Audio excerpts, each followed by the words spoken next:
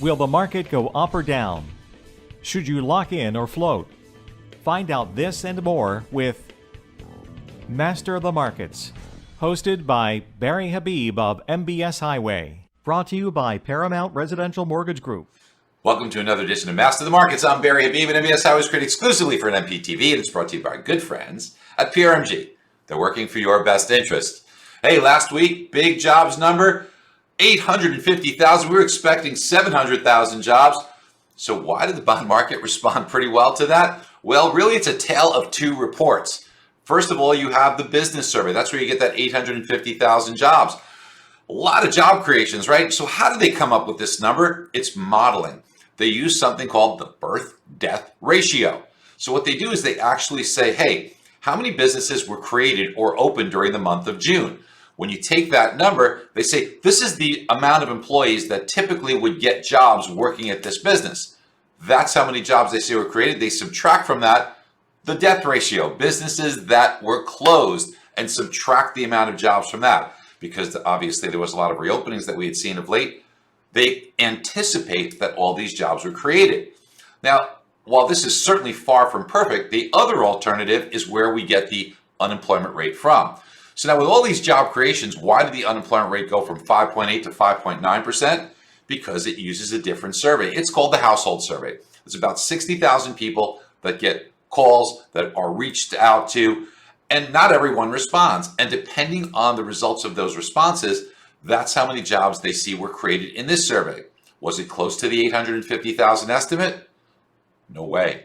It actually showed an 18,000 job loss. So very big disparity here. So both of these surveys are very imperfect because while there's 60,000 people that are reached out to for phone calls, certainly not all of them respond. If half of them respond, that means every single phone call and the results of that call or the interpretation of that call by the survey taker would result in a swing of 5,000 jobs either way. So this can be volatile, which is why certain people prefer the household survey and certain people prefer the business survey. Both very imperfect, and yet the markets respond so much to both. Now, last week we also did get some conflicting data on housing. Mortgage applications, which came out Wednesday, showed that mortgage applications on purchases declined 5% from the previous week. And of course, Diana Olick and all the other people in the media are out there saying, oh, there's a housing bubble because now we see a big slowdown in housing, 5% drop in applications. Look, the appreciation level is up 14%. Inventory is down dramatically. And when we see these things, how could that be if housing's slowing so much, right? But the real telltale here is when you look at mortgage applications, what they don't think about in the media is that there's a big increase in the percentage of cash buyers. Cash buyers are still buying homes, but they're not taking out mortgages, are they?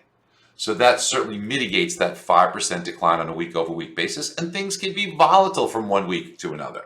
So this is what the media does, and this is why it's important that you break it down. Now this week we do get the Fed minutes, and the bond market typically does not respond well. Now here at MBS Highway, we put out scripts on this stuff for you so you can use social media and put really great scripts to get you leads that will really help your business, along with so many other things we do, and guide you through this market. Why don't you subscribe to MBS Highway, help yourself, help your career by doing more for your clients and referral sources. Talk to you next week. Bye-bye.